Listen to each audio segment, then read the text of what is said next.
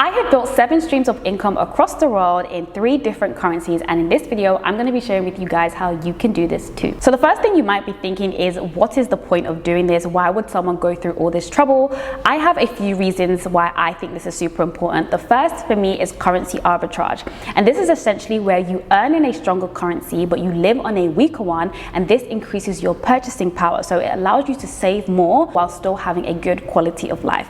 The second is diversification. This is a key risk management strategy when it comes to your income, when it comes to your portfolio, and then it also opens you up to so many other opportunities as well. Another reason is earning potential. Sometimes the same skill, the same expertise, the same business idea, if you take it from one country, one city, and you take it to another, it will be valued and worth so much more. You will be paid so much more for the exact same thing, but the positioning is important. And also, who doesn't love the opportunity to be able to travel around the world whilst earning money, earning in different currencies? It's a great feeling, and I want to share with you guys how you can do that. So let's get started. So the first thing that I'm going to recommend for anyone who wants to increase their income streams across the world is you have to make sure that you have international exposure. One thing that I have noticed with people who have been able to build income streams across borders or with no borders is that at some point in their life, usually in their childhood or in their early teenagehood, they have had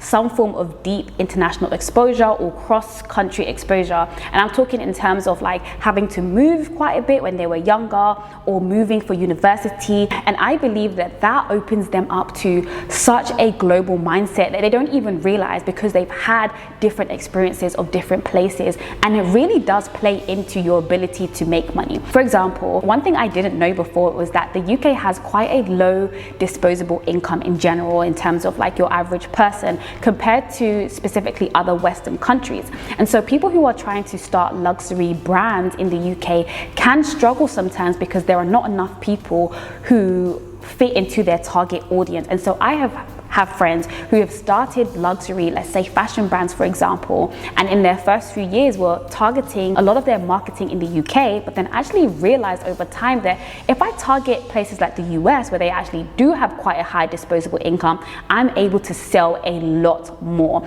I'll put some interviews on YouTube that you can watch as well of people who have spoken about this. And so whilst they figured this out, it's taken them quite a few years to actually figure that out. Whereas I have other friends who have grown up with that international exposure, and they knew from the onset of starting their business that, hey, I'm not going to target my business here because this is the characteristic of this place. I'm going to start here and then I might work my way to XYZ. That is the kind of benefit and the kind of insight that you get from growing up with international exposure. Let's get into certain things that you can do to increase your international exposure. And this is not even just about money, this is just in general getting that exposure. If you're a student, you have quite a few options. So you can look at exchange programs, you can look at year abroad, you can look at internships abroad, you can look at summer schools. I've shared before that when I was a student, I went on this all expenses paid trip across the US looking at the different Ivy Leagues.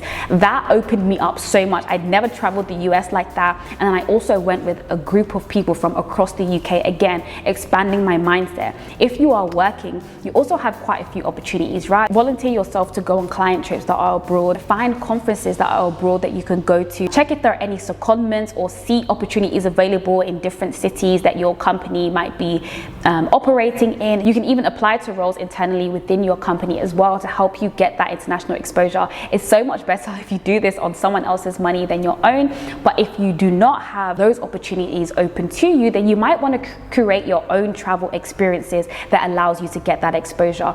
And I mentioned this in my video about building unconventional wealth, but I'm going to mention it again. It's very different when you go on a holiday and you're on a beach and you're having cocktails and you're reading a book and you're having a good time, in comparison to a holiday where you are actually going to learn a lot more about the country, talk to the locals, etc. And this is what I did in 2022 when I went to South Africa, Dubai, and Chamonix. Those trips really opened up my mindset, and I know it's because I went with the intention to learn. Looking back on those trips, it makes complete sense to me that I am in Dubai, living in Dubai right now, because the sort of conversations that I was having, the sort of people that I was meeting, it all makes sense. So for example, in Johannesburg is like the London of Africa. Literally, there were not very many people that I met and spoke to that were actually South African. A lot of them were migrants, people who have come from work from other African countries. So I was seeing people and I was learning about the different issues in their countries and why they're moving from their countries and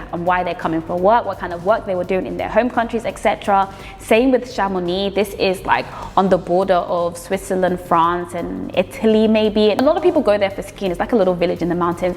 Absolutely amazing. But again, a lot of the people who were there were people who were not born there. So they had all moved and migrated, and I had a really, really good conversation with my photographer as well, who had moved from London. She literally lived like 10 minutes away from me when I was living in London, but she had left London like years and years ago with her husband. We were talking about like what are your top 3 countries that you would move to. Like I was just learning so much. Same with Dubai. At the point where I came to Dubai, I did not think that I was going to move there. Actually, after that trip, I was like, oh, I don't think I'll come back to Dubai again. But I was still in a country and I was talking to people where 90% of the population were expats, and these experiences, guys, I'm telling you, it will open up your mind, start to see opportunities. As we are talking about earning in multiple currencies, you may have heard the phrase an audience is the new currency, and this just speaks to the fact that in this digital age and with the rise of the creator economy, having the attention, the trust and the loyalty from a community of people is a super valuable asset when it comes to creating multiple streams of income. And in all honesty, you guys, I feel like the best platform to do this, and I think most creators will tell you this, is YouTube. When you create value or entertainment packed videos consistently over time, particularly on YouTube, you're really able to build a really deep connection with your subscribers, with your followers, with your community, and understanding their needs and their wants literally will create multiple streams of income for you. At least that's what happened with me. This is how the creation of both of my online digital stores came about. I was creating super valuable content on internships, getting jobs applications when I first started YouTube, and that birthed the resource bank. And then I was creating loads of videos on how I was using Notion to plan my life, and that birthed the digital life planner. And both of those online stores have gone on to sell thousands of units and have been a really strong source of income for me. And one of the things I really enjoy about creating on YouTube is that I have literally created from anywhere and everywhere that I have been. You guys might not even have realized, but I've recorded videos when I was in Jamaica. I've recorded videos when I was in Chamonix. I've recorded videos when I was in Dubai, when I've been in Nigeria, when I've been in Norway, and the list literally goes on. And the benefit of YouTube is that you can actually create evergreen content that will consistently earn money. Even when you're not actively making new YouTube videos, you can still earn money off the videos that you've posted previously. And I also don't think any other platform has mastered monetization the way YouTube has, because you're essentially monetized for almost every single piece of content that you put out. One of the things I truly love about being a creator on YouTube is that I've really been able to build a global audience more than anything. I recently launched a new business out here in Dubai called PEN, the Professional Network, which connects young professional women in the UAE through frequent events, masterclasses, and networking events. And a lot of the people who I've met at my networking events have been people who have found me from YouTube, people who have been watching me before I even moved to Dubai, or people whose friends have been watching me, and then when I put on the event would go then tell their friends. It's so crazy to me because it's a whole new continent. Like, this is not where I've been making YouTube videos for the majority of the time, where I've been making YouTube videos, but still the impact reaches that far, so much so that a lot of people who come out to these events have seen my YouTube videos or watched my YouTube videos or are subscribers, and that really means a lot to me. And it just speaks to the extent and the global reach that you can have when you are creating online. Speaking of PEN, we'll actually be hosting our first masterclass in a couple of weeks on how to grow, thrive, and monetize as a part-time or full-time content creator, and I'll be hosting that with Sheen, who is my co-founder. So if you're in Dubai and you're looking to learn more about content creation, you guys should definitely come through. A special thanks to YouTube for creating a platform where I'm really able to